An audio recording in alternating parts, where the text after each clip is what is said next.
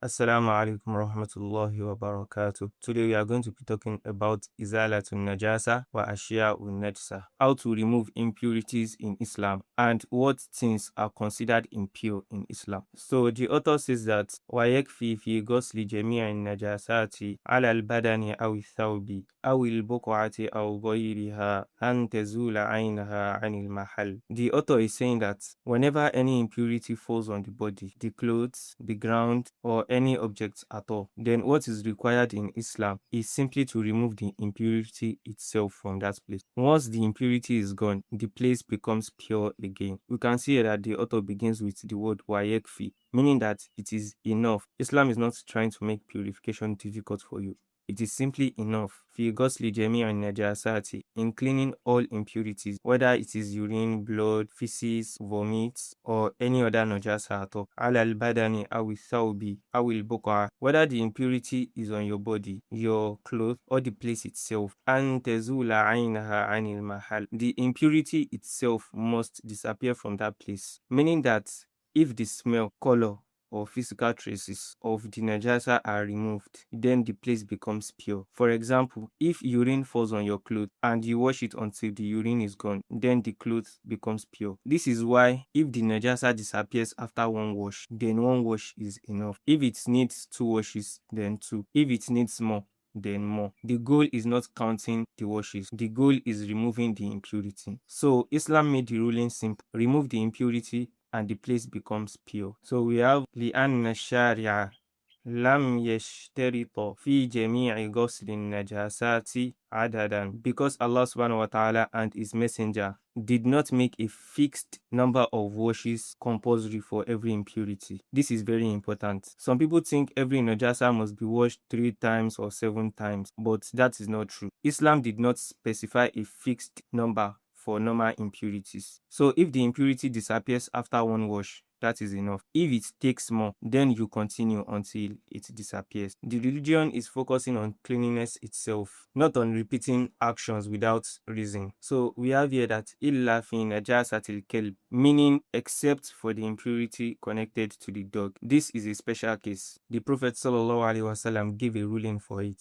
فَشَرْطُ فِيهَا سَبْعُ غَسَلَاتٍ إِحْدَاهُنَّ بِالتُّرَابِ, meaning the vessel or object must be washed 7 times, and one of those washes must involve soil or dust. This ruling comes directly from the Prophet sallallahu alaihi wasallam. So unlike normal impurities where removal is enough, the impurity of the dog has a specific method that Muslims must follow. So now al-ashya un-najsa. Now the author starts mentioning the things that are considered impure in Islam. Number 1 is bawlul adami, meaning human urine is impure, whether from a man, a woman, a child, or a baby. This impurity must be washed before prayer. Number 2 is wa'udhrotuhu. Human feces is impure as well. Waddam illa annahu yu'fa 'ani dami yasir, meaning that blood is impure, but small amount of blood are excused. This is because tiny amounts of blood are difficult to avoid completely. A small cut, a scratched finger, a little bleeding from the skin. These things happen naturally. So Islam does not make life difficult over tiny traces that people normally cannot avoid easily. But large flowing blood is considered impure and should be clean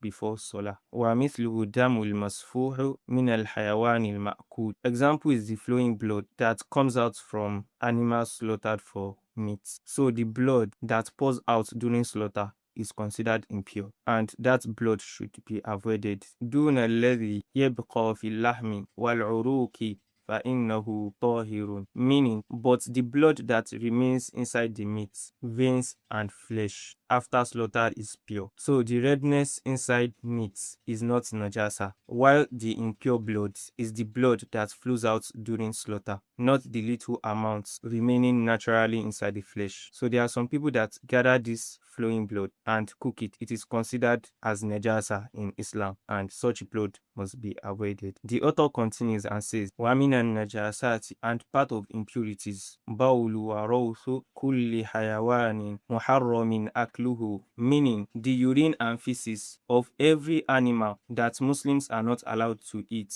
are impure. For example, dogs, lions, tigers, monkeys, donkeys, and every animal whose meat is forbidden to eat. So the urine and feces of these animals are considered impure. Wasabi'u kulluha najisa. All predatory animals are impure. This refers to animals that attack and hunt other animals like lions, tigers, leopards, wolves, cats, and so on. These animals are considered impure because Islam prohibited eating them. And that is because they are naturally associated with aggression and consuming filth and blood. So their meat and their waste that comes out from them is considered najasa. وَكَذَلِكَ الْمَيْتَاتِ, meaning dead animals are also impure. Al-Mayta means an animal that died without proper Islamic slaughter. For example, a goat that dies by itself, or an animal that was struck dead without slaughter. All these are considered maita in Islam and are impure because Islam requires proper slaughter where Allah's name is mentioned and the blood is drained correctly. Illa maitatul adami, meaning except the dead body of a human being. The human being does not become impure after death. We said earlier that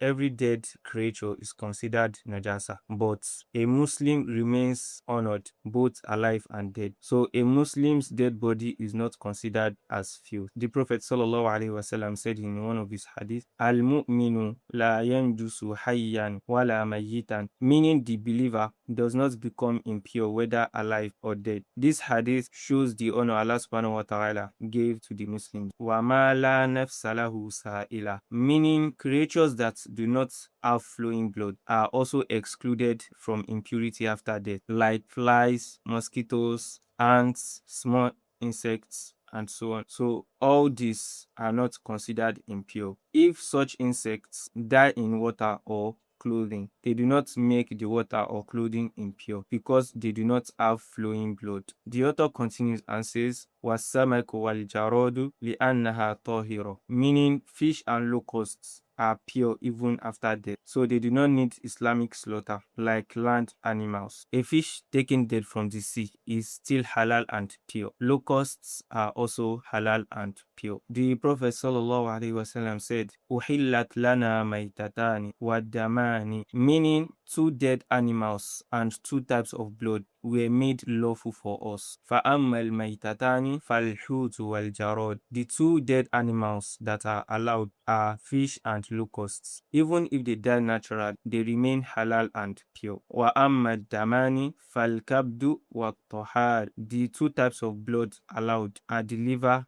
and the spleen. Even though they contain blood, Allah permitted them for Muslims to eat. So in short, we said anything that is dead automatically becomes najisa, except from a dead human being. A dead human being is not considered najisa. Dead fishes are not considered najisa. And anything that does not have flowing blood, like insects such as mosquito, ants, flies, and locusts, all of these things I mentioned are considered pure after their death. The author continues and says, وَأَمَّا أَوْرَاثُ الْحَيَوَانَاتِ الْمَأْكُولَةِ وَأَبْوَالُهَا فَهِيَ طَاهِرَةٌ. As for the feces and the urine of animals that are halal to eat are pure, like camels, cows, goats, and sheep. This ruling surprises many people because they assume all urine and tongue are najis, but Islam differentiates between animals. The proof is that the Prophet ﷺ allowed people to benefit from camel urine for treatment, so the waste of these animals are considered pure. For example,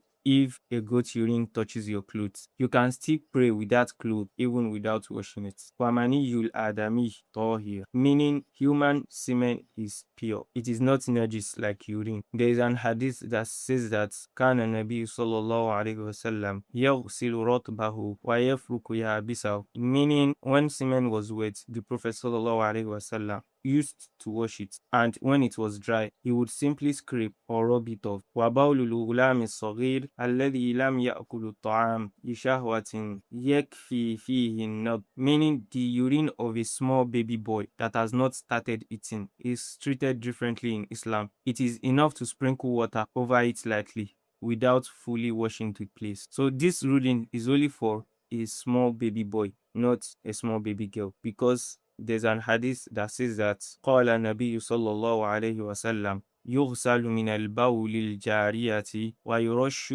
من بول الغلام, meaning the urine of a baby girl is washed while the urine of a baby boy is sprinkled over. Then the author says that وَإِذَا زَالَتْ عَيْنُ النَّجَاسَةِ طَهُرَ الْمَحَلُّ, meaning once the impurity itself disappears, the place becomes pure. This is one of the major principles in Islam. If Najasa falls somewhere and you clean it until it disappears, then the place becomes pure again, whether it was on clothes, the floor, the body, or any object. وَلَمْ يَدُرُّ بَقَاءُ اللَّوْنِ وَالرِّيحِ, meaning if some slight color or smell remains after cleaning, it does not matter as long as the impurity itself has been removed properly, because sometimes traces are difficult to remove completely. For example, a blood stain may leave a faint mark after washing, or a slight smell may remain after washing. يقول النبي صلى الله عليه وسلم بخلوة في دم الحيض يكفيك الماء ولا يضرك أثر. The Prophet sallallahu alaihi wasallam said to Khalwa regarding menstrual blood, water is enough for you and the remaining trace will not harm you. This statement is used as evidence for the previous rule